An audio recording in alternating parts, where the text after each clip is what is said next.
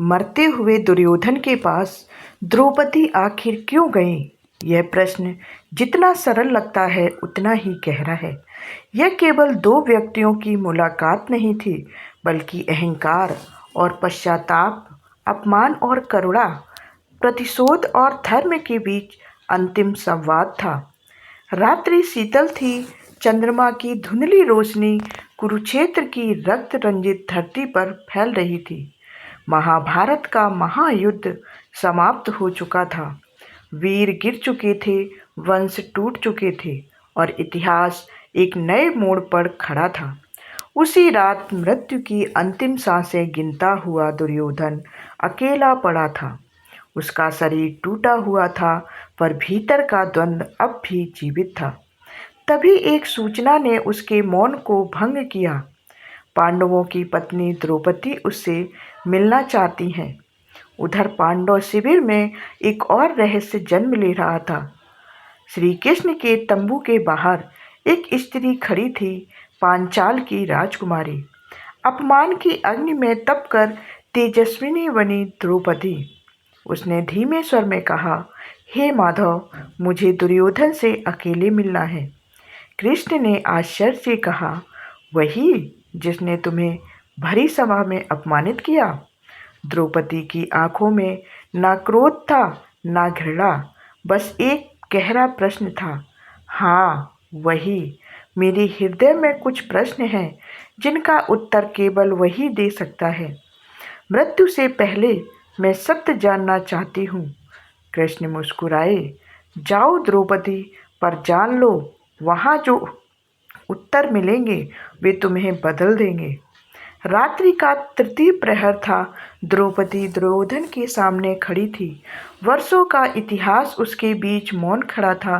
कुछ पल दोनों चुप रहे। फिर द्रौपदी ने पूछा, तुमने मुझे सभा में अपमानित किया, क्या मेरी मर्यादा इतनी तुच्छ थी? दुर्योधन की दृष्टि झुक गई, उसका स्वर टूटा हुआ था। हाँ, अपराध किया, पर वह केवल तुम्हारा नहीं, मेरा भी अपमान था। उस दिन तुमने मुझे अंधे का पुत्र अंधा कहा, मेरा आत्मसम्मान घायल था। मैंने प्रतिशोध चुना। द्रौपदी की आंखों में नमी तैर गई। यदि मैंने वह शब्द ना कहे होते तो क्या आज सब कुछ अलग होता? दुर्योधन ने गहरी सांस ली। शायद युद्ध ना होता, कौरव वंश ना मिटता, हस्तिनापुर रक्त से ना भरता। यह स्वीकारोक्ति केवल एक पुरुष की नहीं, एक युग की थी। दुर्योधन बोला, आज मैं तुम्हें उस स्त्री की दृष्टि से देखता हूँ जिसके आंसुओं ने मेरी आत्मा को जलाया है। यदि मृत्यु से पहले कुछ मांग सकता हूँ तो केवल क्षमा। द्रौपदी ने शांत स्वर में कहा, क्षमा केवल मेरा अधिकार नहीं, उन इस सभी स्त्रियों का है जो आज भी किसी सभा में अपमानित होती हैं। पर अब बहुत देर हो चुकी है। तभी दुर्योधन ने एक और रहस्य खोला। जिस चौसर के खेल में तुम्हें दांव पर लगाया गया, वह धर्म से नहीं, छल से खेला गया था। वे पासे साधारण नहीं थे, मेरे मामा शकुनी के परिवार की हड्डियों से बने थे। द्रौपदी स्तब्ध रह गई। दुर्योधन ने बताया, गांधार के राजा और उसका परिवार हस्तिनापुर में कैद कर भूख से मारा गया। मरते समय शकुनी के पिता ने प्रतिशोध की शपथ दिलाई। उन्हीं की हड्डियों से बने पासे शकुनी की इच्छा पर चलते थे। विनाश की जड़ केवल मेरा अहंकार नहीं था, दुर्योधन बोला। वह वर्षों से सुलगता बदला था। यह सुनकर द्रौपदी लौट आई, सीधे कृष्ण के पास। उसने पूछा, माधव, क्या यह युद्ध पहले से लिखा था? क्या हम सब किसी और के प्रतिशोध के पात्र थे? कृष्ण ने उत्तर दिया, हर विनाश के पीछे अनेक कारण होते हैं। शकुनी का दुख वास्तविक था, पर जब दुख विवेक से अलग हो जाए तो वह धर्म नहीं, विनाश रचता है। पासे केवल साधन थे। असली विनाश तब शुरू हुआ जब मनुष्यों ने मौन चुना। द्रौपदी ने प्रश्न किया, यदि खेल छल से भरा था तो क्या मेरा अपमान भी भाग्य था? कृष्ण बोले, नहीं, भाग्य अधर्म का आदेश नहीं देता।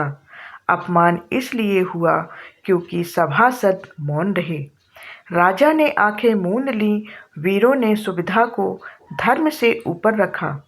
शकुनी ने बीज बोया पर उसे पनपने दिया हस्तिनापुर की कायरता ने। तो दोष किसका था? उसका, जो सत्य जानकर भी चुप रहा। कृष्ण ने कहा, शकुनी ने बदला चुना, दुर्योधन ने अहंकार, सभा ने मौन, तीनों ने मिलकर युद्ध को जन्म दिया। द्रौपदी मौन हो गई। कृष्ण बोले, यह विनाश आवश्यक नहीं था पर अपरिहार्य हो गया था। जब अधर्म पीढ़ियों तक जमा हो जाए तो उसका अंत संघर्ष के बिना नहीं होता। कुरुक्षेत्र केवल युद्ध भूमि नहीं, अधर्म की अंतिम परीक्षा थी। पर कथा यहीं समाप्त नहीं होती। युद्ध से पहले की एक और रहस्यमय लीला थी।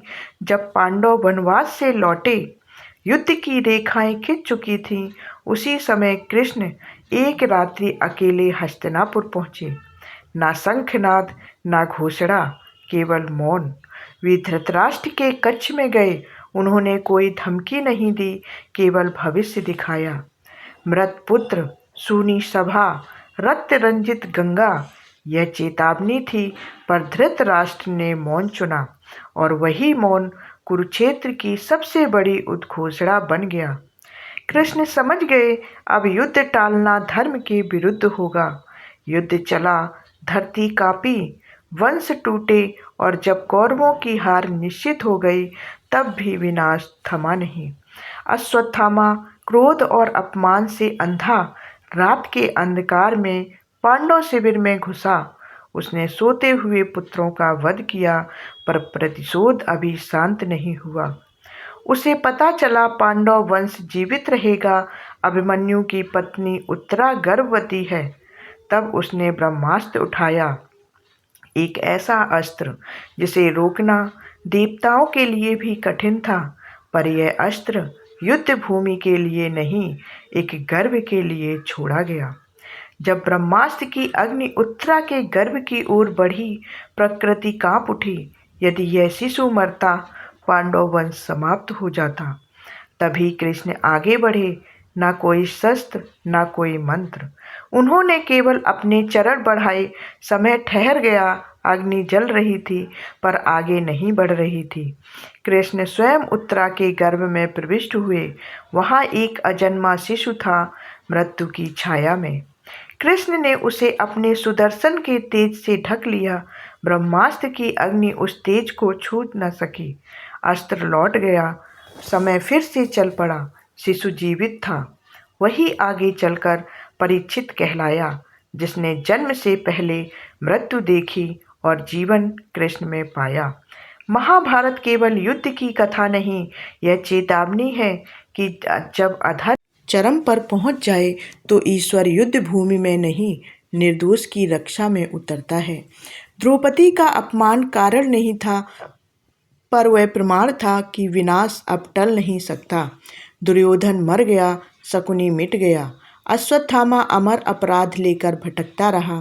पर इतिहास ने जो सीखा वह यह था, पीड़ा को बदले में बदलो तो केवल युद्ध जन्म लेते हैं। पीड़ा को चेतना में बदलो तो इतिहास बदलता है। और यही उस रात्रि का सबसे बड़ा रहस्य था, जब एक अपमानित स्त्री मृत्युशैया पर पड़े शत्रु से मिलने गई, केवल इसलिए कि सत्य जान सके। क्योंकि सत्य शांति नहीं देता पर दृष्टि देता है, और वही दृष्टि आने वाले युगों का मार्ग बनती है। कुरुक्षेत्र की धूल आज भी गवाही देती है। जब समय भी अन्याय के पक्ष में खड़ा हो जाए, तब कृष्ण समय को भी रोक देते हैं। यही उनकी सबसे रहस्यमय लीला थी। अगर आपको यह रहस्यमय कथा और इसके छुपे हुए सत्य ने खुद सोचने पर मजबूर कर दिया हो, तो वीडियो को लाइक जरूर करें। ऐसी ही अनसुनी और रोमांचक महाभारत कथाओं के लिए चैनल को सब्सक्राइब जरूर करें और बेल आइकन जरूर दबाएं। कमेंट में जरूर बताएं, क्या दुर्योधन सच में पश्चाताप कर रहा था या यह भी उसकी अंतिम चाल थी? आपकी राय ही अगली कहानी तय करेगी और आपकी राय हमें कहानी रहस्य बताने के लिए प्रेरणा देती रहेगी। तो कमेंट ज़रूर करें। जय श्री कृष्णा।